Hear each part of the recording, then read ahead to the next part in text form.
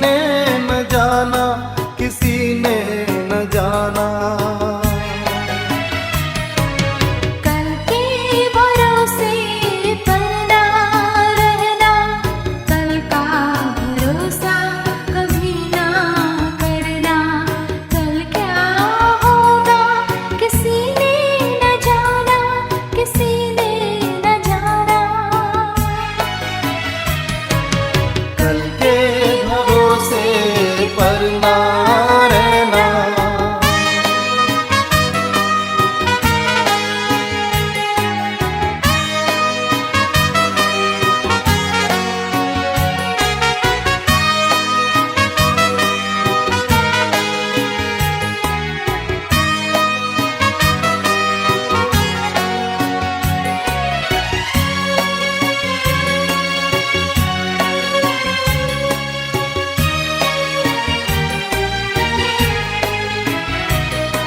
जहाँ से आया वहीं जाना है, जिसने दिया है उसी ने लिया है। जहाँ से आया वहीं जाना है, जिसने दिया है उसी ने लिया है। तेरा ये जीवन उसकी अमानत, इस पर ना नाज करना। कल के भरोसे पर ना रहना, कल का भरोसा कभी ना करना।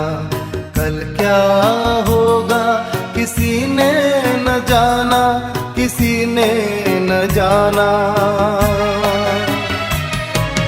कल के भरोसे पर ना रहना।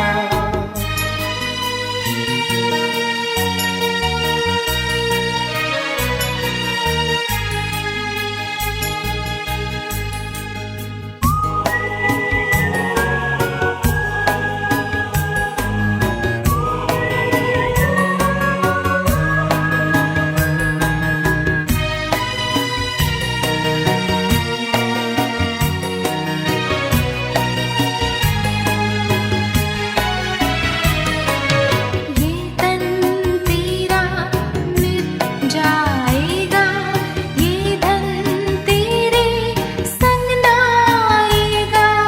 ये तन तेरा मिट जाएगा, ये धन तेरे संग ना आएगा। मन को रिझाए बंधन ये झूठे, भूलेगा तुझको ज़माना। कल के भरोसे पर ना रहना, कल का भरोसा कभी ना करना। कल क्या होगा किसी ने न जाना, किसी ने न जाना। कल के भरोसे पर ना रहना।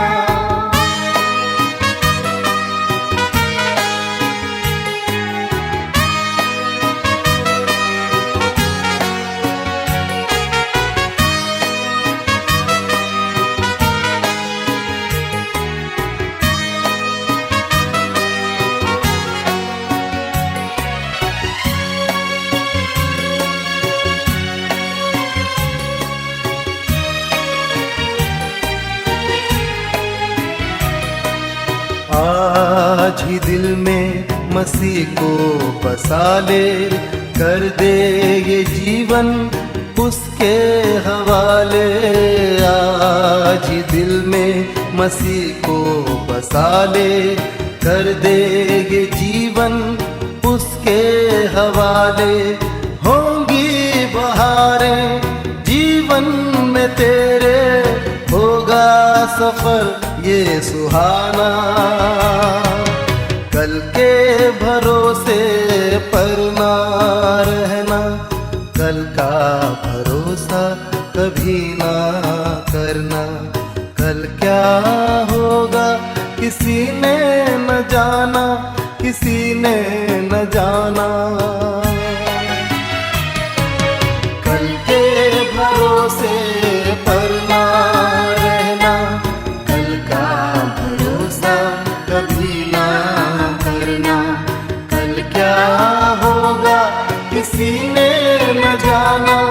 किसी ने न जाना। कल के भरोसे पर ना रहना।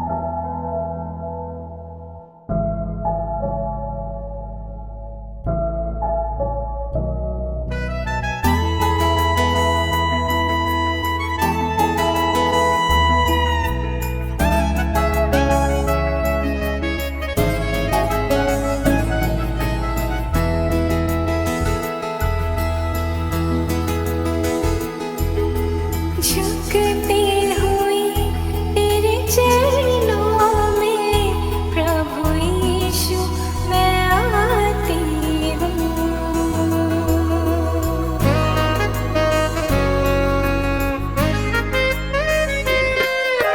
झुकती हुई तेरे चरणों में प्रभु यीशु मैं आती हूँ।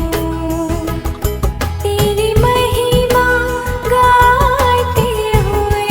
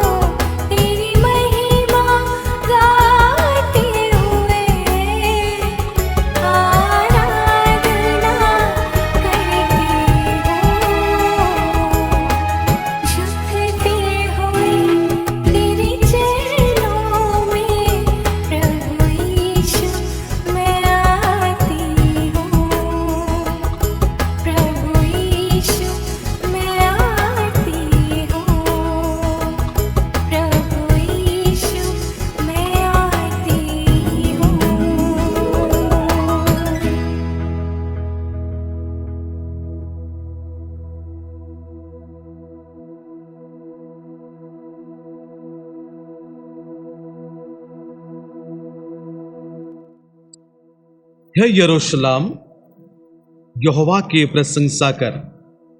हे सिय्योन, अपने परमेश्वर की स्तुति कर, क्योंकि उसने तेरे फाटकों के खंभों को दृढ़ किया है और तेरे लड़कों को आशीष दी है। वो तेरे सीमा में शांति देता है और तुझको उत्तम से उत्तम गेहूं से तृप्त करता है। आइए प्यारे दोस्तों, हम परमेश्वर के निकट जाए और उस महान परमेश्वर से जो हमें संभालता है उसके धन्यवाद करें, उसकी प्रशंसा करें, उसकी आराधना करें। अपनी आंखें बंद रहें, हम प्रार्थना में जाएंगे। प्रार्थना करें। हमारे सर्वशक्तिमान जीवित परमेश्वर प्रभु यीशु मसीह, हम तुझे धन्यवाद देते हैं, तेरी महिमा, तेरी प्रशंसा, तेरी तारीफ करते हैं। और प्रभु यीशु मसीह, इस समय तेरे लोगों को मैं तेरे हाथ में सौंपता हूँ। जब प्रभु इस लॉकडाउन के दौरान प्रभु वे अपने अपने घरों में प्रभु तेरी स्तुति प्रशंसा करने के लिए प्रभु इस ऑनलाइन के जरिए में बैठे हुए हैं, हर एक को प्रभु तू आशीर्वाद करना, ताकि प्रभु यीशु मसीह इस सोशल मीडिया के द्वारा भी हम तेरे महिमा करें, हम तेरे प्रशंसा करें। क्योंकि प्रभु इस जमाने में प्रभु तो हमें इस मीडिया को तूने दिया है, ताकि इस मीडिया के लाभ को भी हम उठा सकें उत्तम कामों में, तेरे स्तुति प्रशंसा आराधना करने में।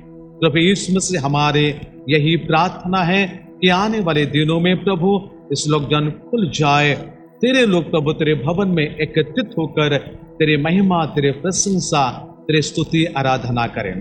प्रभु यीशु मसीह, आज के आराधना को हम तेरे हाथ में सौंपते हैं प्रभु, हर एक को प्रभु तू आशीष देना। जीवित परमेश्वर प्रभु यीशु मसीह, जब सोशल मीडिया के द्वारा आज हम घर में एकत्रित हुए हैं, हर एक को प्रभु आशीष दे। जो बाहर में रहते हैं प्रभु हमारे परिवार के लोग, उन सभी को भी तू आशीष देना। अगर कोई अन्य जाति के भाई और बहन अगर देख रहे हैं, उन सभी को भी हमारी इस आराधना के द्वारा आशीष दे, वचनों के द्वारा शक्ति और सामर्थ्य दे। प्यारे प्रभु यीशु मसीह, आज की आराधना की शुरू से लेकर अंत तक की सारी सेवाओं को प्रभु तेरे हाथ में समर्पण करते हुए प्रार्थना यीशु मसीह के नाम से मांगते हैं, आमीन। परमेश्वर की महिमा हो। और आप सभी को मैं धन्यवाद देता हूं और आप सभी को आज के आराधना के लिए मैं स्वागत करता हूं और आप सभी को भी प्रभु यीशु मसीह के मधुर नाम से नमस्कार करता हूं। परमेश्वर आप सभी को आशीष दे। इस समय हम आराधना के सारे कार्य के हर आगे हम बढ़ेंगे और इस समय मैं देर ना करते हुए हमारे सचिव से मैं अनुरोध करता हूं, हमारे सचिव भाई सामुएल महापात्र से, ताकि वो कृपया सामने होंगे और हम सभी को कलीसिया की सूचना और आने वाले दिनों की सूचना भी प्रदान करेंगे। सबसे पहले मैं परमेश्वर पिता का धन्यवाद देता हूं कि उन्होंने हमें सुंदर अवसर दिया कि आज हम फिर से परमेश्वर के भवन में इस ऑनलाइन यूट्यूब के माध्यम से आराधना में शामिल हो सके। परमेश्वर आपको आशीष दे। जब तक कलीसिया के गाइडलाइन सरकार की ओर से कोई परिवर्तन हमें आदेश नहीं मिलता है, तो ये कलीसिया ऑनलाइन के माध्यम से ही चलेगी। इन दिनों में जो एरिया कलेक्टर आपके पास जाते हैं, आप अवश्य अपना मेंबरशिप और चर्च का डोनेशन अवश्य दें। यदि किसी कारणवश आप नहीं दे सकते हैं तो आप ऑनलाइन के माध्यम से भी दे सकते हैं। बपतिस्मा का कार्यक्रम रखा गया है, जैसे ही कलीसिया आरंभ होगी बपतिस्मा का कार्यक्रम होगा। यदि कोई भाई या बहन बपतिस्मा लेना चाहते हैं, अपना आवेदन मुझे या पादरी साहब को दे सकते हैं। साथ ही साथ पहला रविवार में जो आराधना होती है, जो प्रभुभोज होती है, यदि कोई भाई या बहन प्रभुभोज लेना चाहते हैं तो भाई फिल्मोन सोरेन से संपर्क कर सकते हैं। उनका कॉन्टैक्ट नंबर रखा गया है, आप उनसे फोन के द्वारा अपना ऑर्डर प्रस्तुत कर सकते हैं। परमेश्वर आपको आशीष दे। नमस्कार। मैं परमेश्वर को धन्यवाद देता हूं और हमारे सचिव भाई सामुएल महापात्र को भी हम धन्यवाद देते हैं सुंदर सूचनाओं के लिए। इन सूचनाओं के अनुसार हम प्रार्थना करते रहें, ताकि आने वाले दिनों में हम कलीसिया में एकत्रित होकर, भवन में एकत्रित होकर उसकी महिमा, उसकी प्रशंसा करें और उसके साथ ही साथ कलीसिया के आत्मिक और शारीरिक उन्नति के लिए भी हम प्रार्थना करते रहें। तो आइए प्यारे दोस्तों, परमेश्वर के वचन की ओर जाने से पहले अपने मनों को हम तैयार करेंगे। बीते दिनों से, बीते सालों से हमारे जवानों ने हम सभी को आराधना में अगुवाई करते जा रहे हैं। मैं उन सभी को अनुरोध करता हूं कि भी इस समय कृपया सामने होंगे और आप सभी को आराधना में अगुवाई करेंगे, आपको तैयार करेंगे परमेश्वर के वचनों के लिए। आप सभी से मैं अनुरोध करता हूं, हम सब खड़े हो जाएं। Praise the Lord. आप सबों को खुदावन यीशु मसीह के नाम में नमस्कार। तो आइए हम सब अपने स्थानों में खड़े होते हुए उस परमेश्वर, एकमात्र सच्चा परमेश्वर को हम आदर दें और उसकी स्तुति और आराधना करें, क्योंकि परमेश्वर हमारे बीच में उपस्थित है। तो आइए हम सब खड़े हो जाएंगे। हालेलुया, हालेलुया मेरे राजा। गहरे प्यार से तूने प्यार किया, गहरे प्यार से तूने प्यार किया, माँ से गहरा है प्यार तेरा, माँ से गहरा है प्यार तेरा। हाँ पिता परमेश्वर प्रभु, सब भले ही हमें छोड़ दे राजा। पिता परमेश्वर वचन कहता है कि दूध पिलाती माँ भी अपने बच्चों को छोड़ देती है परमेश्वर, लेकिन आप हमें कभी नहीं छोड़ता राजा। आपका प्रेम परमेश्वर पिता निस्वार्थ है राजा। हम आपका धन्यवाद करते हैं प्रभु जी। हालेलुया परमेश्वर पिता, हालेलुया।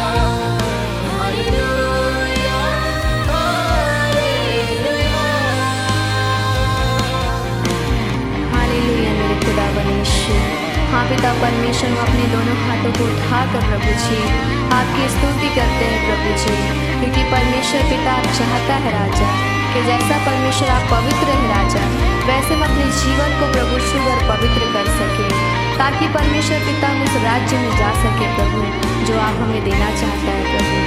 हालेलुया, हालेलुया मेरे खुदावन यीशु। हाँ पिता परमेश्वर, जैसे कि आपने हमसे इतना गहरा प्रेम किया राजा, वैसे प्रेम आज तक प्रभु जी कोई नहीं कर सकता है परमेश्वर। प्रभु जी आप तो महान है प्रभु जी। हालेलुया, हालेलुया मेरे राजा।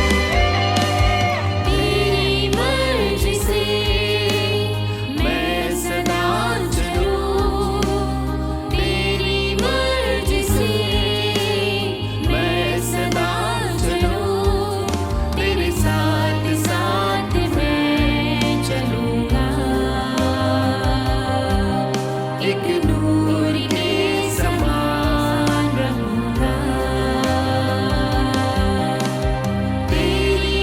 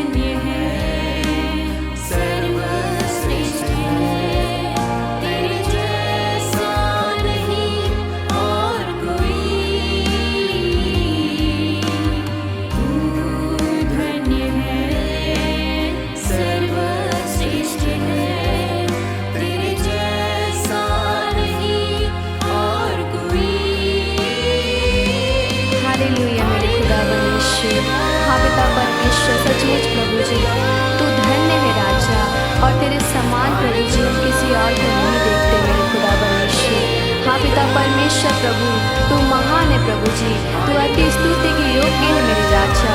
हालेलुया परमेश्वर पिता, आज के इस पवित्र दिन को परमेश्वर विशेष करके प्रभु सिर्फ और सिर्फ प्रभु जी आप ही के हाथों में सौंपते हैं प्रभु।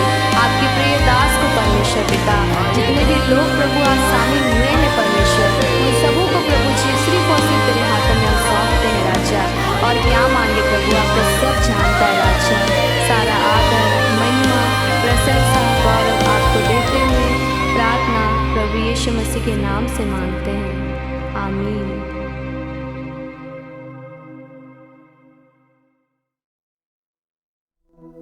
परमेश्वर को मैं धन्यवाद देता हूं और हमारे जवानों को भी मैं धन्यवाद देता हूं। हमारे कोयर ग्रुप है, वर्शिप ग्रुप है, आप सभी को आराधना में अगुवाई किए हैं। मैं उन तमाम हमारे जवानों को पुनर्बार धन्यवाद देता हूं। इस समय हम परमेश्वर के वचन की ओर हम जाएंगे। बीते दिनों में मैं यशायाह नबी किताब की कुछ बातों को आपके सामने रखा था, जो 40 अध्याय के 27 से लेकर 31 तक हमने पढ़े थे। आज मैंने 31 पद की कुछ बातों को मैं रखना चाहता हूं, जबकि 31 पद की पहला अंश को मैंने बीते दिनों में बता चुका हूं। पवित्र शास्त्र बाइबल में 31 पद में इस प्रकार लिखा है, परंतु जो यहोवा की बाट जोहते हैं वे नया बल प्राप्त करते जाएंगे, वे उकाब के समान उड़ेंगे, वे दौड़ेंगे और श्रमित ना होंगे, चलेंगे और थकित ना होंगे। उनमें से हम इस बातों को सीखे थे कि वे नया बल प्राप्त करते जाएंगे। उस नए बल के लिए हमने 4 बातों को रखे थे। हमें नया बल प्राप्त होती है अगर हम यहोवा के बाट जोहते हैं। तो पहला बल जो था शारीरिक शक्ति, दूसरा है मानसिक शक्ति, तीसरा है हमारे नैतिक शक्ति और चौथा है हमारे आत्मिक शक्ति। ये बढ़ती जाती है। आज हम चिंता करेंगे पवित्र शास्त्र बाइबल के अनुसार वे उकाबों के समान उड़ेंगे। जी हाँ, परमेश्वर के लोगों को मैं आज के वचन के लिए मैं स्वागत करता हूं। इस समय इस उकाब के बारे में, उकाबों के समान वे लिखा है कि उड़ेंगे, लिखा है परमेश्वर का वचन के अनुसार। अगर आप उसके फुटनोट को देखेंगे, 31 पद का उड़ेंगे के शब्द को देखेंगे, नीचे लिखा है मूल में चढ़ेंगे करके लिखा हुआ है, जो अंग्रेजी भाषा के अनुसार ये बातें लिखी जाती हैं। वे चढ़ेंगे करके लिखा, यानी ये पक्षी, उकाब के पक्षी चढ़ेंगे, चढ़ेगा, इस प्रकार की बात है। यानी ये पक्षी उड़ता भी है और ये पक्षी चढ़ता भी है। उड़ने की बातों को समझते हैं, जैसे जनरली जो पक्षी सब उड़ते हैं, पर ये पक्षी उड़ता भी है और ऊपर ऊपर ऊपर चढ़ता भी ये जाता है, इस बात में लिखा है। तो मसीह विश्वासी जो यहोवा के बाट जोते हैं वे उकाब के समान उड़ेंगे भी और चढ़ेंगे भी। उकाब के बारे में थोड़ी सी बातों को मैं बता देना चाहता हूं, जिसमें आपकी आत्मिक उन्नति हो सके। उकाब के कैरेक्टर के बारे में बाइबल में कई सारी बातें लिखी जाती है। उनमें से अगर आयुब के पुस्तक उसके 39 के 27 को अगर पढ़ेंगे तो आप देखेंगे वहां क्या लिखा है कि उकाब कितनी ऊंचाई पर वो उड़ता है। 39 का 27 को अगर मैं पढ़ता हूं, लिखा है, क्या उकाब तेरी आज्ञा से ऊपर चढ़ता है और ऊंचे स्थान पर अपना घोंसला बनाता है। यानी उकाब पक्षी जो है बड़े ऊंचे की ओर उड़ाई भरता है। संसार में जितने पक्षियां हैं उन सारे पक्षियों में से उकाब इतने ऊंचे पर उड़ता है। दूसरी बात है, उकाब पक्षी की एक कैरेक्टर के बारे में आप देखते हैं जो भजन संहिता में लिखा हुआ है। भजन संहिता उसका 103 को आप सभी जानते हैं। उसके 5 पद में किस प्रकार लिखा है, वो तेरी लालसा को उत्तम पदार्थ से तृप्त करता है, जिससे तेरी जवानी उकाब के समान नई हो जाती है। तो प्यारे दोस्तों, ये उकाब के समान, तो उकाब कब नहीं होती है? उकाब के जो पक्षी वो नई कैसे हो जाती है, जवानी में कैसे पुनर्बार वो आ जाती है? कहा जाता है, बाइबल में लिखा नहीं है। कहा जाता है कि वसंत ऋतु में वे अपने जो पर है वो निकलता है। जिस प्रकार पेड़ पौधे पतझड़ करते हैं, ठीक उसी प्रकार ये उकाब के पक्षी वसंत के ऋतु में अपने पर को झड़ाता है और उसके बाद नए पर उसमें से निकल कर आ जाती है। उसको देखते हुए भजनकार हमें लिखा है कि अब उकाब के समान आपकी सामर्थ्य, आपकी जवानी नई हो जाएगी। ये बातें लिखे, यानी हर साल उकाब वसंत के ऋतु में नए बल प्राप्त करता है, जवानी में आ जाता है, उनके पर नया निकलता है। वसंत ऋतु के शुरुआत में वो अपने पर को निकलता है, छोड़ता है और नए पर उसमें आ जाता है। तीसरी बात मैं आपको ये कहना चाहता हूं कि जैसे कि मैंने कहा, उकाब बड़ी ऊंचाई से उड़ान भरता है।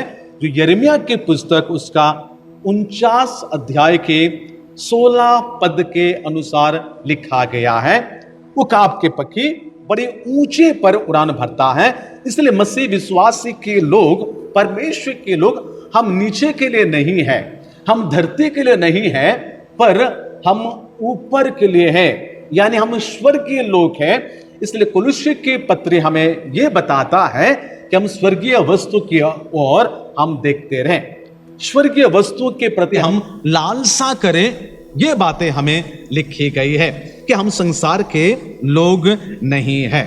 और उसके बाद अय्यूब की पुस्तक में ही लिखी जाती है, उकाब के पक्षी उनकी देखने की ताकत, यानी देखने की जो उनकी आंख है बड़ी शार्प है। यद्यपि ऊपर उड़ान तो भरती से ही बात है, लेकिन नीचे की ओर भी वो देखता रहता है।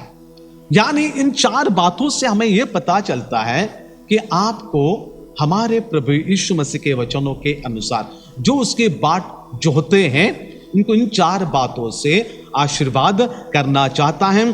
पहले बात है कि बड़ी ऊंचाई से वो उड़ता है और उसके बाद वसंत ऋतु में अपने पर को निकलता है, नए पर ले आता है, जवानी की उम्र में स्ट्रेंथ हो जाते हैं और उसके बाद वो अपने घोंसले को ऊंचे जगह पर वो बनाता है ताकि कोई दुश्मन वहां ना जाए और उनकी विजन भी भारी क्लियर है।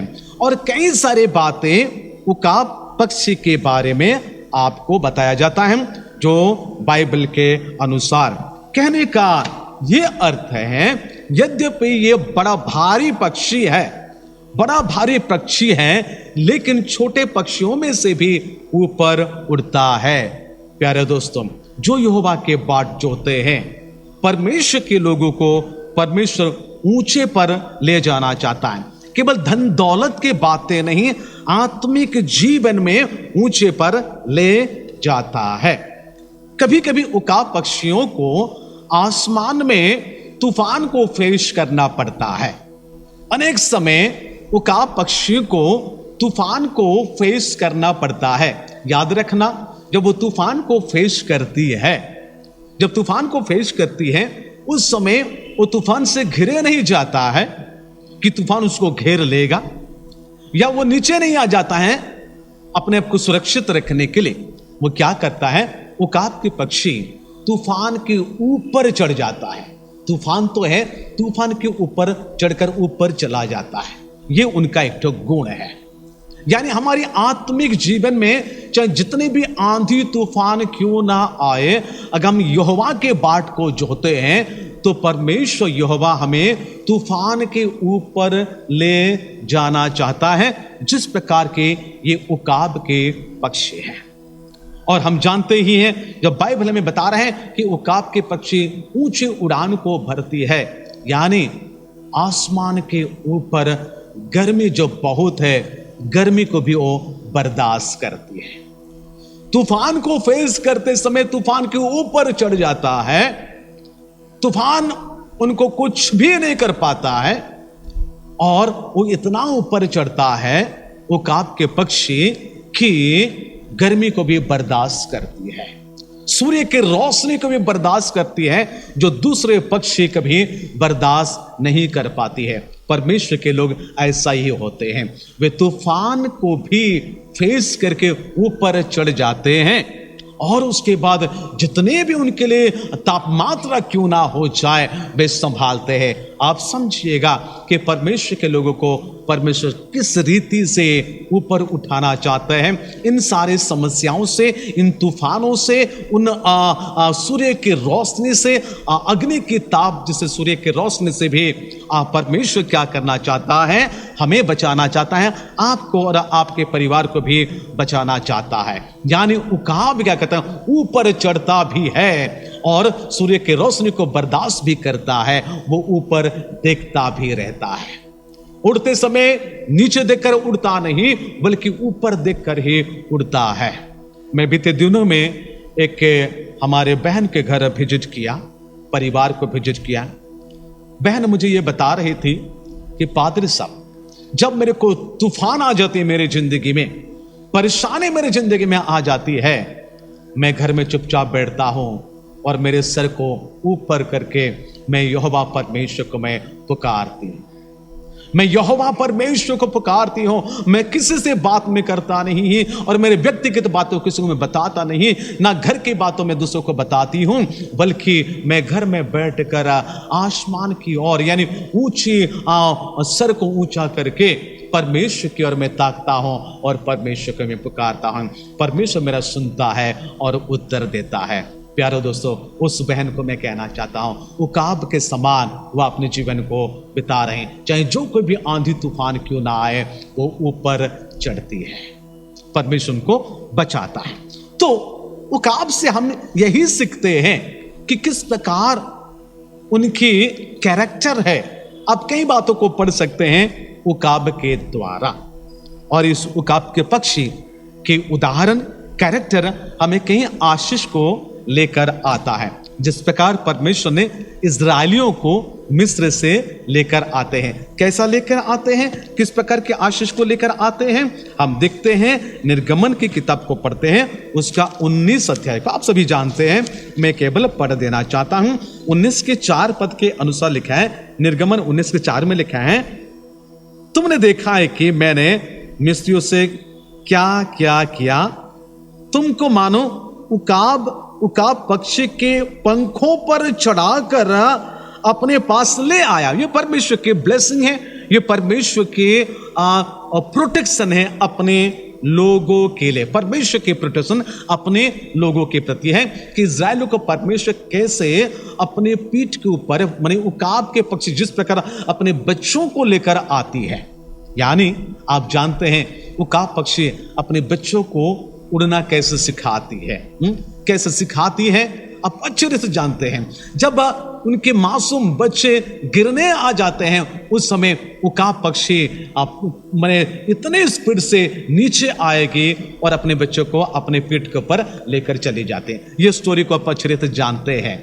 ये एग्जाम्पल को कई बार कई पास्ट प्रचारक लोगों के द्वारा आप सुने होंगे कि कैसे प्रोटेक्शन देता है उकाब पक्षी अपने बच्चा को, कैसे उड़ना सिखाता है, कैसे घोंसला को तोड़ता है और वहां से निकल कर ले आता है, कैसे गिराता है, कैसे संभालता है। ये सारी बातों को हम जानते हैं, जो कि परमेश्वर इजरायलियों के लिए उकाब के पक्षी के समान होकर इजराइल को लेकर आया है। और एक बातें अगर देखते हैं, व्यवस्था विवरण की किताब में भी इस बातें लिखी गई है। व्यवस्था विवरण उसकी 32वां अध्याय को आप सभी जानते हैं, 11 पद के अंदर, जैसे उकाब अपने घोंसले को हिला हिलाकर अपने बच्चों के ऊपर ऊपर मंडलाता है, वैसे ही उसने अपने पंख फैलाकर उसको अपने परों पर उठा लेता है। यानी उकाब पक्षी अपने बच्चों को क्या करता है, सुरक्षा देता है, उड़ना सिखाता है, गिरते समय अपने परों के ऊपर बैठा कर वो लेकर आ जाता है। ये एक पक्षी है, ये एक पक्षी है जो अपने बच्चों को अपने परों पर बैठाता है। जो हम गीत को गाते हैं, घोंसले को बार बार तोड़कर उसने परों पर उठाकर, ये सारी बातों को हम जानते हैं।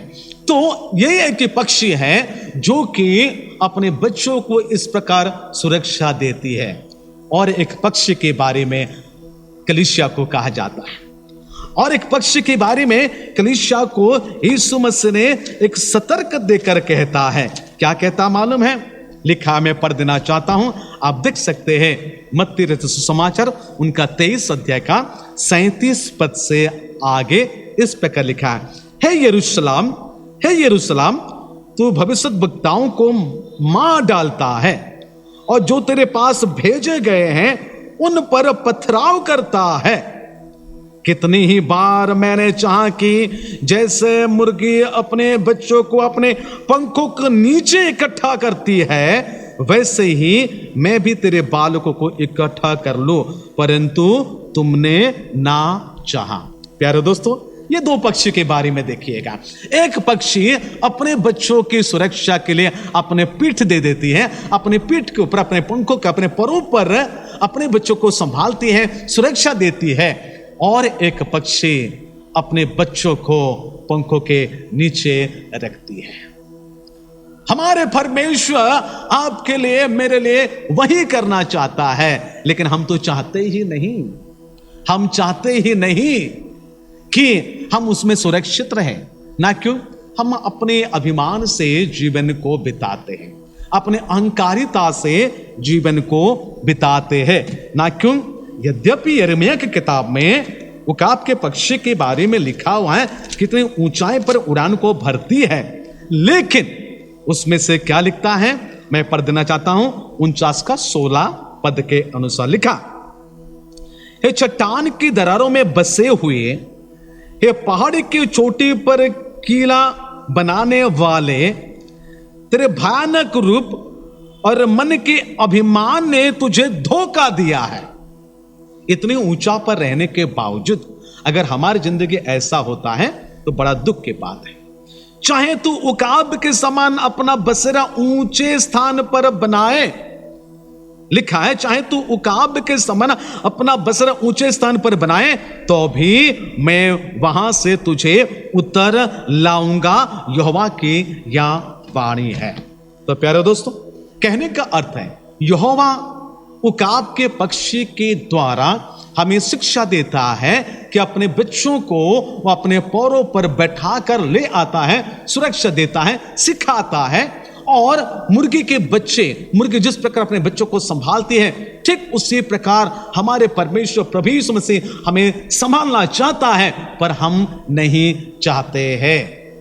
हम नहीं चाहते हैं। नहीं चाहने वालों के लिए, जो परमेश्वर की इच्छा पर नहीं चलते हैं, जो भी अपने इच्छा पर चलना चाहते हैं, उन सारे लोगों के लिए प्रकाशित वाक्य उसका 8 अध्याय का 13 पद में लिखा हुआ। प्रकाशित वाक्य 8 अध्याय के 13 पद में लिखा है, जब मैंने फिर देखा तो आकाश के बीच में एक उकाब उड़ते और ऊंचे शब्द से ये कहते सुना, उन 3 स्वर्गदूतों की तुरी के शब्दों के कारण, जिनका फूंकना अभी बाकी है, पृथ्वी के रहने वालों पर हाय हाय हाय, इस प्रकार बातें कही जाती हैं, क्योंकि 4 तुरी फूकी जा चुकी है। उसके बाद 9 अध्याय के बाद 5वीं, 6ठी और उसके बाद 7वीं तुरी भी फूकने के बाकी है। यानी बाकी 3 तुरी बाकी है फूकने के, जो कि 9 अध्याय और 10 अध्याय की बातें कही जाती है। यानी 4 तुरी फूकी जा चुकी है, बाकी जो 3 तुरी फूकी जाएगी वो भयानक है। बाकी 4 तुरी से ये 3 तुरियां भारी भयानक है। उस भयानक बातों को बताने के लिए परमेश्वर का वचन हमें उकाब पक्षियों का एक नमूना दिया जाता है। भक्त क्या कहता है, दूत क्या कहता है। जब मैंने फिर देखा, यूहन्ना ने जब देखा तो आकाश के बीच में एक उकाब को जो उड़ते और ऊंचे शब्द से ये कहते सुना। यानी उकाब अति ऊंचा में रहता है, वो उड़ते और ये कहते हुए सुनाई दे रहे उनको ये सुनाई दे रहे, बाकी तीन तूरी फूकने वाली है, बाकी तीन तूरियां बजने वाली है। इसलिए हर एक तूरी के लिए उन्होंने हाय हाय हाय करके उन्होंने शब्द लिखा है।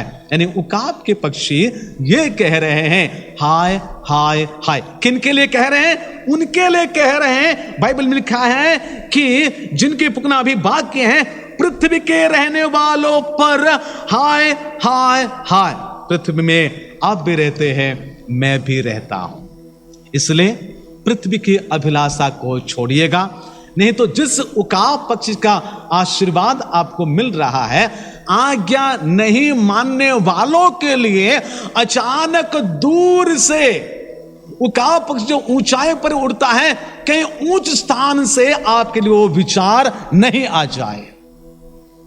आप सोच भी नहीं सकते हैं, चिंता भी नहीं कर सकते हैं, इस प्रकार के विचार आपके प्रति आ जाएगा। इसलिए बाइबल बता रहा है प्रकाशित वाक्य में, पृथ्वी के रहने वालों के लिए, यानी जो पृथ्वी को पकड़ कर रखा है, जो पृथ्वी को आदर करते हैं, जो संसार को आदर करते हैं, यही सोना मोती गाड़ी बंगला, ये सारे बातों में जो मौज में जीवन को बिता रहे हैं, ऐशो आराम के जीवन बिता रहे हैं, जो पृथ्वी को पकड़ कर रखे हैं, जबकि हमारे आंखें ऊपर की ओर होना चाहिए, लेकिन हम नीचे की ओर झुकते हुए हम काम करते जा रहे हैं। इसलिए प्यारा दोस्तों, पृथ्वी के रहने वालों के लिए ये उकाब पक्षियों का एक नमूना दिया जाता है कि सही में ये उकाब पक्षी के समान उकाब को उड़ते हुए और ऊंचे शब्द से ये कहते हुए सुना कि उन तीन स्वर्गदूतों के तूरी के शब्दों के कारण जिनका फूकना अभी बाकी है। प्यारो दोस्तों,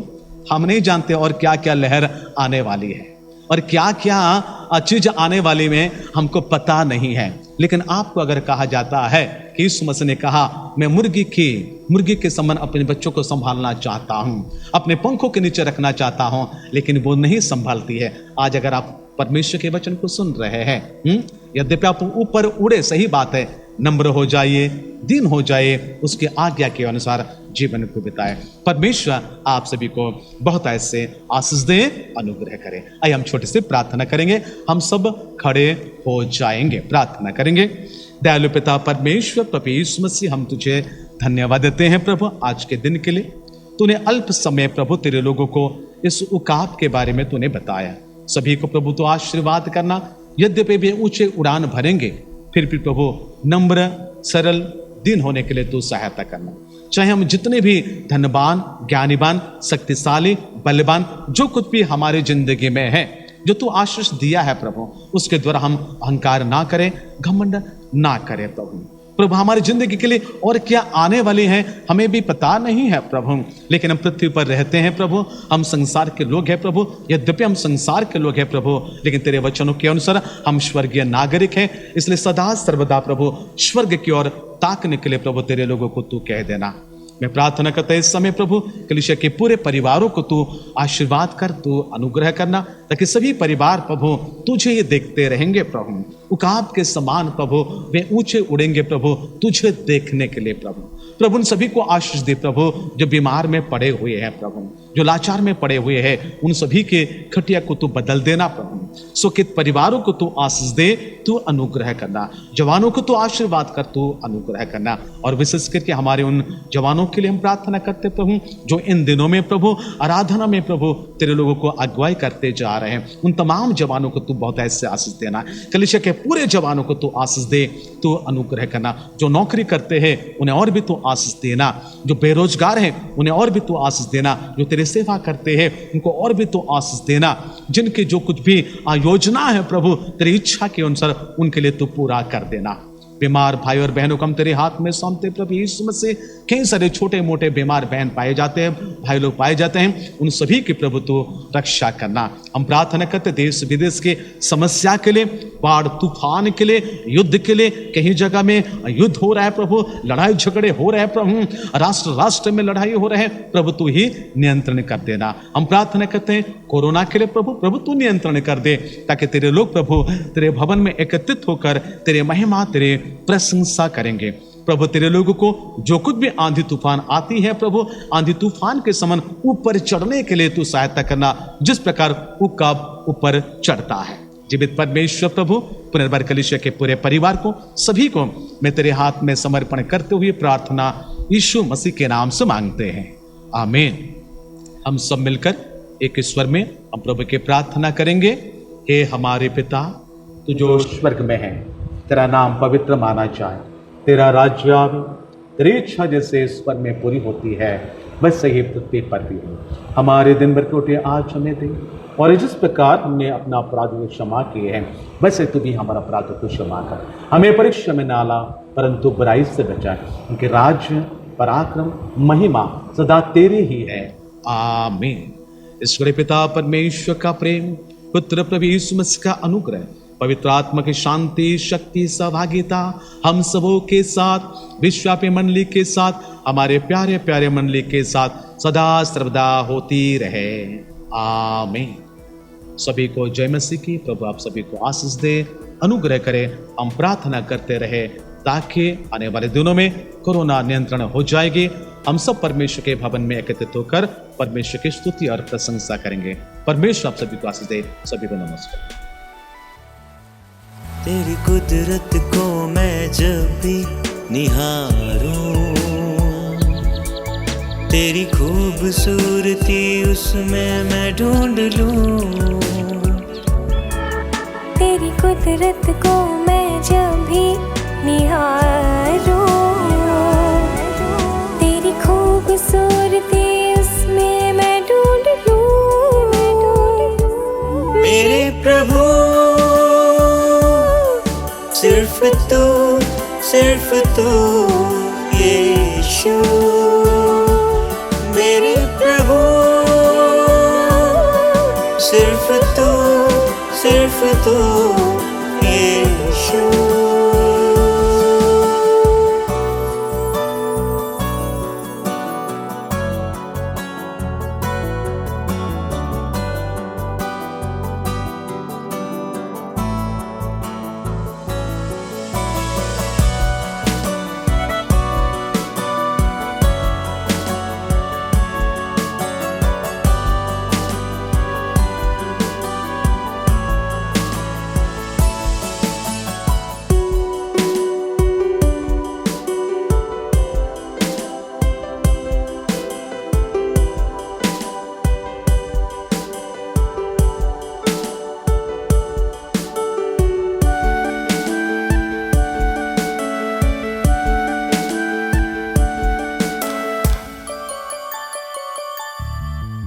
तेरे नाम को मैंने जब भी लिया प्रभु, तूने सामर्थ से अपने मुझको है भर दिया। तेरे नाम को मैंने जब भी लिया प्रभु, तूने सामर्थ से मुझको है भर दिया। मुझे तुझ अपना बेटा बना ले यीशु, मुझे तो छू